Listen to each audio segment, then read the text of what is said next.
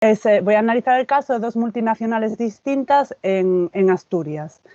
Esta ponencia viene de mi participación en un proyecto de investigación de la Universidad de Oviedo, dirigido por Rubén Vega, en el que participaron también Irene Díaz y Angélica Ramos. Este proyecto de investigación se llamaba Culturas del Trabajo. Se acabó estuvo desde el 2009 hasta el 2010, aunque en realidad, como sabéis, una cosa es cuando llega oficialmente la financiación y otra cosa es cuando se desarrolla el proyecto, y nosotros estuvimos trabajando hasta el año 2013 aproximadamente. Os había puesto algunos enlaces a el proyecto de investigación. Básicamente en la página web de la FOCSA podéis ver un poco en qué consistió el proyecto de investigación, ¿verdad? Uno de sus mayores objetivos era un poco ahondar en una investigación histórica y sociológica sobre cuáles eran las principales culturas del trabajo que imperaban en Asturias en ese momento, pero el proyecto de investigación desde un momento tenía muy claro desde un principio que quería centrarse también en la difusión de las conclusiones, que no se quedara solo en el ámbito académico. Entonces, fruto del proyecto de investigación fue la publicación de estos libros que veis aquí, que también se pueden descargar de forma gratuita en este enlace a través de la FOCSA. No voy a volver a entrar para no perder más tiempo, pero si tuvierais interés podéis entrar en los enlaces y están todos traducidos al inglés, creo que menos el mío, ¿vale? Están todos en edición bilingüe. Menos el mío, que luego si queréis os explico por qué es, que no tiene que ver con que tenga yo ningún problema con el inglés, pero bueno. Otra de las patas fundamentales del proyecto de investigación no fue solo la publicación de estos libros, en el que se le dio una importancia fundamental no solo a los testimonios orales, sino también a la imagen y a que se vieran las caras de estas personas que formaban parte de nuestras culturas del trabajo. Y se llevó a cabo lo que me parece que en aquel momento fue pues bastante pionero en Asturias, que fue una exhibición que estuvo en varios lugares de Asturias. En la Universidad Laboral de Gijón estuvo un montón de tiempo, en el que se hizo una exhibición que combinaba elementos físicos que tenían que ver con el trabajo, con fotografías y con testimonios orales de las personas que trabajaban, que habían desempeñado los distintos oficios, ¿no? Mi parte de la investigación se centró en analizar dos multinacionales que habían trabajado en Asturias, con dos historias aparentemente similares, pero que luego a la hora de la verdad no son tan parecidas, ¿vale? Por un lado está Suzuki, que cuando nosotros lo investigamos, cuando nosotros realizamos la investigación, ya había cerró en el año 2012-2013 y ya estaban desmantelando completamente la fábrica.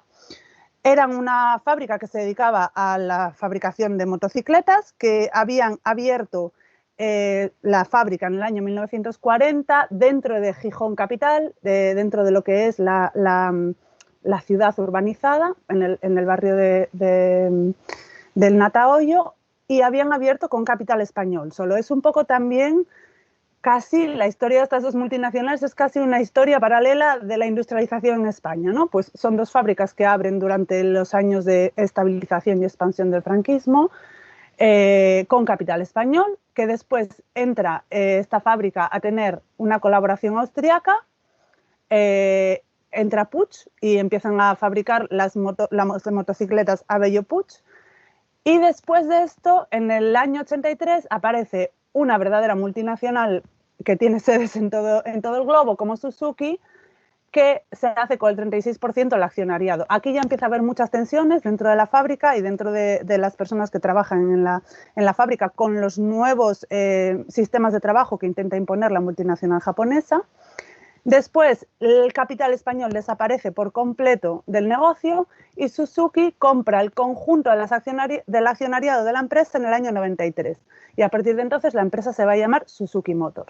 Vale, entonces, Suzuki, como decía, es una fábrica que tiene una tradición de lucha muy fuerte durante todo el principio de su historia, ¿vale? En el que el conjunto de los trabajadores luchan de una forma bastante unitaria, hasta que en los años 90 Suzuki se hace con el conjunto del accionariado y la planta se traslada desde el centro de Gijón, del Natahoyo, bueno, centro, desde la ciudad más urbanizada de Gijón, hacia un polígono en las afueras de la ciudad, en Porcello, que es donde creo que todavía se puede ver el edificio que ocupaba la fábrica, ¿no?, de Suzuki. A partir de ahí ya empieza a haber más tensiones dentro de la plantilla. Hasta ese momento la plantilla había protagonizado encierros muy sonados, como el del año 83, en el que incluso se llega a fallecer un trabajador dentro del encierro, como vamos a ver luego, discutiendo con uno de los directivos. A partir de que la fábrica se instala en Porcello, empiezan a aparecer tensiones dentro de la plantilla, empiezan a haber muchas divisiones dentro de los distintos sindicatos que trabajan en la fábrica, y finalmente, digamos que la empresa logra pactar un cierre en el que han dividido ya la plantilla, ¿no?, entre los que aceptan un cierre parcial con indemnizaciones, los que están en contra, y bueno, digamos que les queda un sabor muy amargo de boca a las personas que habían participado en la lucha y en la defensa de sus puestos de trabajo durante todo ese tiempo. Por otro lado, tenemos a Tenneco, que empieza en el año 65 y que empieza en el año 65 como una fábrica con capital asturiano, ¿vale? Se llama Bulnes S.A. Después entra también una multinacional, Monroe, en 1985, va a ser una multinacional que, bueno, digamos que es la matriz es Monroe, pero fabrica los amortiguadores, esta fábrica fabrica amortiguadores para Tenneco, entonces se llama, bueno, Tenneco Monroe. Y la historia de la plantilla de esta fábrica es una historia más o menos de lucha constante, con un montón de mejoras y de facilidades y con buenas condiciones laborales, como vamos a ver, pero que sí que tenía ciertas, digamos, aristas entre los sindicatos que trabajaban dentro del comité de empresa, ¿vale? Todas las diferencias quedan aparcadas cuando en el año 2013 se plantea el cierre definitivo de Tenneco, ¿vale? Y durante el momento en el que nosotros realizamos la investigación en Tenneco, era un ejemplo de empresa plantilla que estaba trabajando en contra del cierre de forma unitaria. Las decisiones se tomaban en la asamblea entre todos los trabajadores en igualdad de condiciones, y digamos que los sindicatos y los delegados sindicales se limitaban a transmitir las decisiones que se tomaban en la asamblea de forma unitaria, ¿vale? Entonces era completamente diferente. Tenemos un planteamiento en el que la empresa los trabajadores luchan como uno en contra del cierre de la empresa. Finalmente consiguen que en el año 2016 la empresa retome su trabajo bajo el nombre de Bauste. Sin embargo, hoy en día, en el año 2019, tenemos que se acaba de aprobar hace, me parece que 15 días, el cierre parcial de la fábrica, el que echan a la mitad de la plantilla a la calle, con unas divisiones internas tremendas dentro de la plantilla de la fábrica y dentro de los distintos sindicatos, porque hoy en día sí que hay una parte de los sindicatos que están a favor de pactar el cierre y las indemnizaciones a una parte de la plantilla, y hay otro sindicato que sigue apostando por mantener los puestos de trabajo en la fábrica sin aceptar ningún tipo de cierre o bueno, pues de que echen aparte la plantilla, ¿no?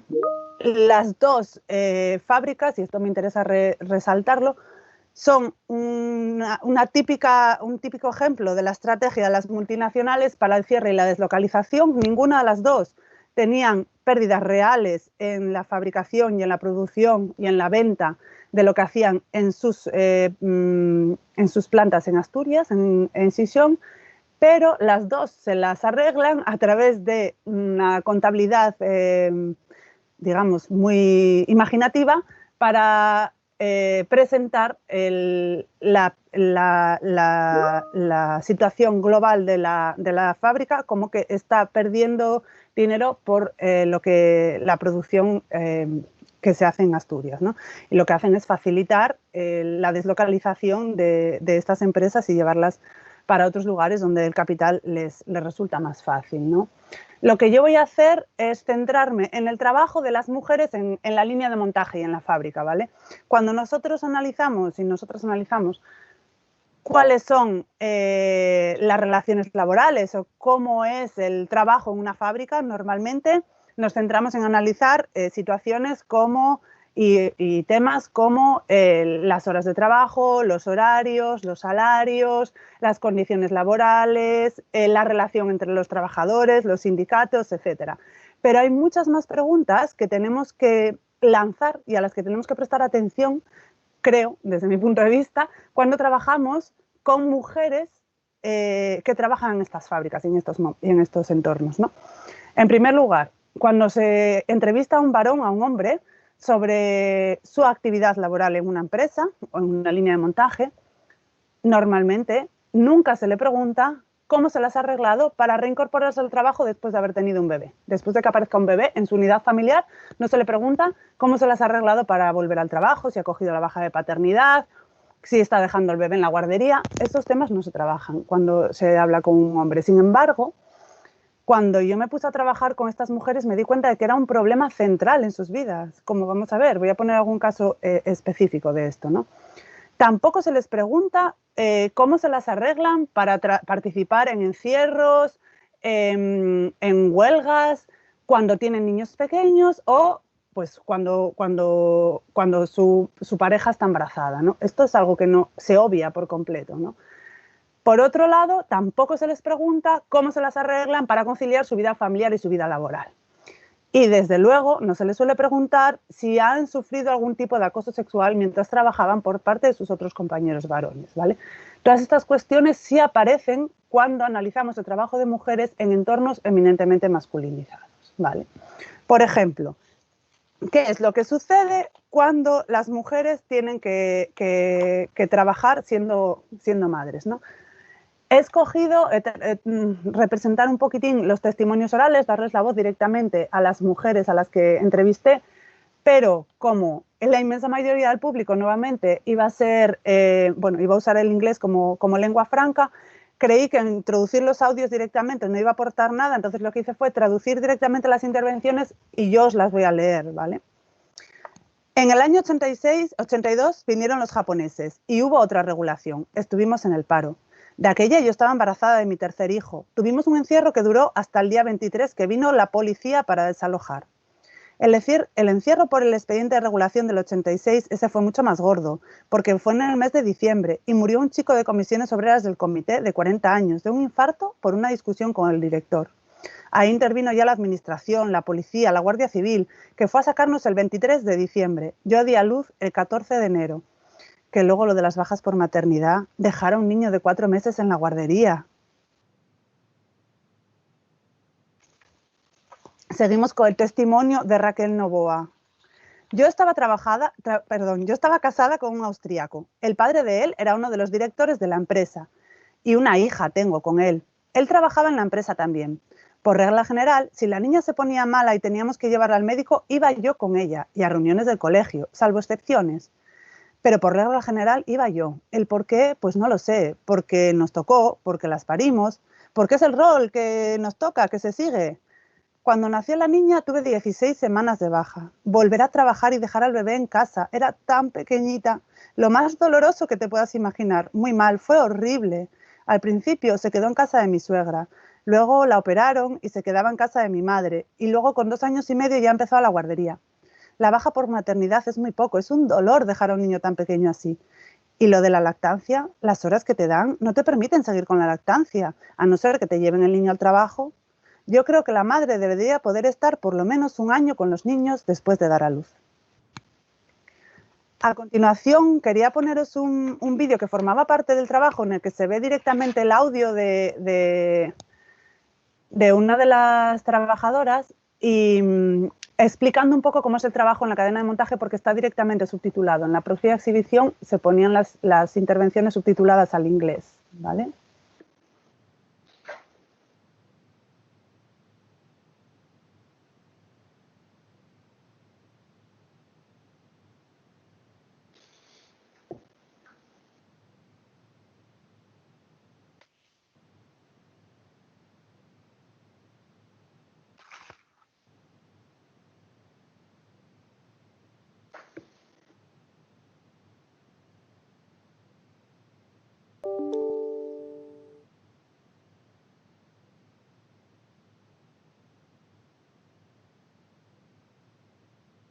Bueno, básicamente lo que se trataba en esta exhibición, como veis, había las fotos de varias de las personas y en la exhibición ibas pinchando en cada una de ellas y escuchabas su relato, ¿no?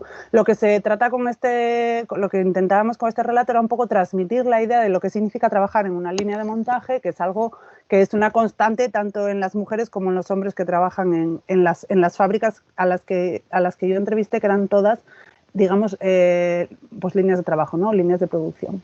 Otro de los aspectos que hay que analizar sí o sí cuando trabajas con mujeres, que cuando hacemos estudios de mujeres que trabajan en entornos evidentemente masculinizados, es hablar sobre cuál es la relación con los hombres y cómo es para ellas trabajar en un ambiente evidentemente masculino, ¿vale? Y en todas las intervenciones, en todas las mujeres, sale a relucir pues la discriminación por ser mujer, ¿no? En el caso de Ana, que es la chica que veis abajo, que trabajaba en las oficinas, no era economista, ella nos decía, ¿no? Directamente, nos decía, en esta empresa hay muy pocas mujeres. La relación con los compañeros varones es, a ver, yo voy a hablar de mi caso personal, cada una tendrá su opinión. Yo tengo buena relación. Ahora sí que también he tenido casos un poco de machismo. Me he sentido a veces que, bueno, que si hubiera sido un hombre no me hubieran tratado de esa manera, por ser mujer y por ser joven. Pues, por ejemplo, llamar a alguien preguntando, oye, necesito esta información, voy por allí y me la das o tal. Y me contestan, bueno, depende, ¿qué ropa llevas puesta? Yo eso no se lo digo a un hombre, a un compañero que me llama. Sí que tengo que decir que hay machismo y que hay situaciones que por ser mujer, que si eres hombre, no te pasan. Pero en las asambleas casi hablamos más nosotras que ellos. Casi porcentualmente hablamos más nosotras que ellos por las pocas que somos. Y se tienen en cuenta nuestras opiniones igual. Yo ahí sí que no he percibido discriminación alguna. Luego está el caso de Susana, que es la mujer que, bueno, la que os puse el vídeo antes, que ella era soldadora, ¿vale? Es un caso muy especial del que vamos a hablar luego otra vez porque me interesa para analizar otros temas que tienen que ver también con el trabajo de las mujeres, ¿vale? Y ella dice, son paisanos y tienes que mantenerlos a raya porque si no se te suben a la chepa, van cogiendo confianza y tienes que cortarles. Es difícil, es muy difícil pelear con ellos a diario, siendo yo la única que... Y no me entero ni de la mitad de lo que dicen de mí y prefiero no saberlo. Cómo vengo vestida, a qué hora llego, a qué hora marcho, cómo estoy, cómo no estoy. Te tienes que esforzar más siempre siendo mujer. Es cierto que hay muchos que te ayudan y otros que no. Hay gente que no asume que estés aquí o si lo aceptan, en el caso de ella, que es soldadora, ¿no? Es para hacer cosas de mujer. Yo no me puedo quejar porque he dado con gente buena, pero el machismo existe y eso no se puede negar. Bueno, además de este testimonio de Susana y de Ana, que los he escogido porque, bueno, creo que los explican bastante bien, hablando un poco de todo lo que hay, ¿no? Pues de que también hay, por supuesto, compañeros que las ayudan, etcétera. He de decir que es una pregunta, que es un tema que analicé con todas las personas a las que entrevisté, hombres y mujeres, y todos los hombres también dijeron que sí. Me acuerdo un caso pues muy famoso de un trabajador que llevaba trabajando en la fábrica, me parece que desde el año 68, prácticamente desde que abrió la fábrica, y me decía, es que claro que machismo hay, el que diga que no hay machismo te está mintiendo, ¿cómo no va a haber machismo si la sociedad es machista y aquí solo hay paisanos? Me decía, ¿no? O sea que es una realidad innegable y es importante también analizar cómo les influye a ellas para trabajar, ¿no? Me interesa mucho el caso de Susana Sánchez Otero, que es la mujer que aparecía en el vídeo, porque es paradigmática de cómo son las situaciones y cómo son las condiciones laborales en los trabajos masculinizados y en los trabajos feminizados, ¿vale? Esta mujer, Susana, antes de convertirse en soldadora, trabajó toda su vida en todas las cadenas de supermercados que había prácticamente en Asturias y, bueno, como veis también, al principio trabajó incluso de peluquera en el Corte Inglés, etc. ¿Qué es lo que pasa? El cambio tan gordo que supone para ella que hace un curso de formación en soldaduría, empieza a trabajar en Suzuki y luego la cogen de fija en Tenneco. Y es un poco la comparación de las condiciones laborales que existen en los dos entornos, uno eminentemente feminizado y el otro eminentemente masculinizado, ¿no? Y cómo las condiciones laborales son sangrantemente distintas, ¿no? Entonces Susana dice, hablando de su trabajo en Tenneco, ¿no? Como soldadora, Este trabajo para mí es una independencia económica, empiezo en el segundo párrafo, ¿vale? El primero es lo de que ella trabajo de peluquera, etc. Este trabajo para mí es una independencia económica bastante grande. Tienes un buen sueldo, tienes buen horario, vacaciones, vales de comedor, tienes autobús si quieres venir en autobús en vez de en coche. Hay muchas comodidades. Económicamente es increíble comparado con cualquier otra empresa. Y el horario también. Son fines de semana de verdad. La verdad es que el horario es fantástico. Tienes vacaciones en verano, en Semana Santa, en Navidades. Las condiciones que tenemos hoy en día en la fábrica se consiguieron a base de huelgas, encierros. Subidas de sueldo, comedor y vales de comedor, autobús, todo eso se consiguió a base de huelgas, manifestaciones, luchar contra la policía. Ahora, en el último párrafo, habla sobre cuál es la comparación, ¿no?, con un trabajo eminentemente femenino como el de los supermercados, ¿vale? En los supermercados, horas extras, las que quieras y más. Y si no haces las horas extras, te vas para la calle. Ahora procura no hacer tantas horas extra, pero tú piensa que tu horario de trabajo el horario de la tienda es hasta las 9 de la noche, pero a las 9 cierras la puerta del supermercado. Tú no estás saliendo por la puerta de la calle, estás haciendo caja o lo que tengas que hacer. Sales a las 10 y esa hora diaria, así todo. Y ahí son casi todas mujeres, que o bien el salario es para ellas o para ayudar en casa. Hay miedo de si protesto que me echen, que me quede sin trabajo. No hay unión. Igual hay entre 2 o 3, pero si la plantilla son 15, ¿qué haces? Había tiendas en que todo el personal era fijo y entonces había limpiadora. Y había tiendas donde el 80% eran eventuales y entonces fregábamos nosotras. Por cada 12 personas tiene que haber un enlace sindical. Pues ni eso. Los enlaces sindicales eran los jefes. No puedes poner de enlace sindical al supervisor de 12 tiendas. Y familias que las mujeres están solas y tienen niños a su cargo. Y si falta su sueldo, ¿qué hacen? Vives pendientes de si hago esto, igual me echan. Es la gran diferencia que veo de eso a esto. Este trabajo para mí es una independencia económica bastante grande. Bueno, pero quise incluir una nota sobre la situación que se vivió en Asturias durante los pasados Navidades del 2019 y el 2020, donde las trabajadoras de los supermercados, sobre todo las de las cadenas asturianas, uno fundamental que digamos que tiene casi, durante muchos años tuvo no el monopolio, ¿no?, pero sí la inmensa mayoría del mercado de las tiendas de supermercados en Asturias, que se pusieron en huelga para mejorar sus condiciones laborales, ¿no?, para un reconocimiento de las horas que trabajaban y para que, por ejemplo, se les contara el tiempo de descanso, no se les contara dentro del tiempo de trabajo, ¿no?, la media hora de descanso que tenían, ¿no?, lo que se llama la media hora del pincho, tal. Bueno, en 2019 amenazaron con la huelga, planteaban una huelga en las jornadas clave de las Navidades, que es donde más venden estos supermercados de proximidad, y en 2019 consiguieron, digamos, que la empresa, la patronal, firmara parte de sus exigencias a cambio de que no fueran a la huelga. Entonces no llegaron a ir. Pero cuando se vuelve a renegociar el siguiente convenio y se tienen que materializar algunas de esas promesas del 2019, la empresa vuelve a decir que tal vez no. Entonces vuelven a plantear otra huelga en el 2020. Y en el 2020 ahí sí que estuvieron 5 días de huelga en los días centrales de la Navidad, ¿no? En España se celebran las Navidades en los días claves de digamos, Nochebuena, ¿no?, de 24 25 de diciembre, pero luego también otra fiesta muy gorda es el día de Año Viejo, el 31 de diciembre y el 1 de enero, ¿no? Entonces planteaban 2 periodos de huelga, justo los días antes de la Navidad y justo los días de Nochevieja. Bueno, pues la huelga estuvo durante 5 días en el que las trabajadoras como las que acaba de escribir Susana, sin ningún tipo de experiencia sindical ni de lucha, estuvieron de piquetes 24 horas seguidas en la salida de las plantas de los camiones que llevan toda la comida y los materiales a los supermercados, estuvieron bloqueando la salida de los camiones hasta que misteriosamente llega una orden de la cúpula de un sindicato en la que dice que hay que dejar salir a los camiones, que se va a negociar por otro lado. Mientras tanto, la patronal consigue también una mini contramanifestación patronal en la que las trabajadoras que estaban a favor de la empresa dicen no se le puede hacer esto a la empresa los días de Navidad, nuestros clientes por encima de todo. Y finalmente la huelga del 2020, digamos que fracasa. Tras 5 días de huelga no consiguen las reivindicaciones laborales que tenían, pero después de una experiencia muy, muy intensa, ¿no? Y por otro lado, quería concluir un poco haciendo una reflexión sobre qué implica, ¿no?, para estas mujeres la desindustrialización, ¿no?, la deslocalización y la desindustrialización.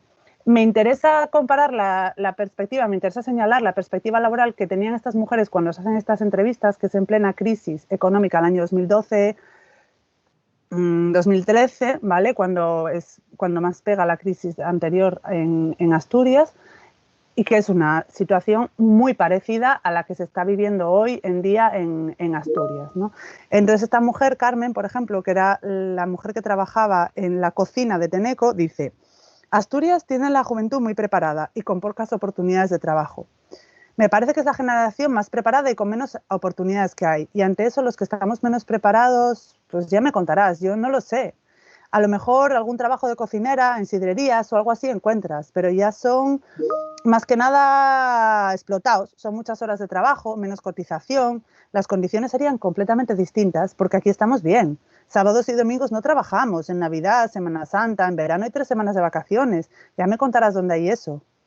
El problema con las grandes multinacionales, pues ahí tenemos Arcelor, que en cualquier momento pueden dar el susto, igual que esta. Y la solución, pues no lo sé. Este es el testimonio de Carmen, que hace referencia además a Arcelor, que justamente estos días también está intentando renegociar cuáles son sus condiciones en Asturias. Otra es la de Oliva, que era una ingeniera de Tenneco y que dice: yo la situación de Asturias la veo mal y me preocupa mucho. Tenemos una larga historia de industrialización.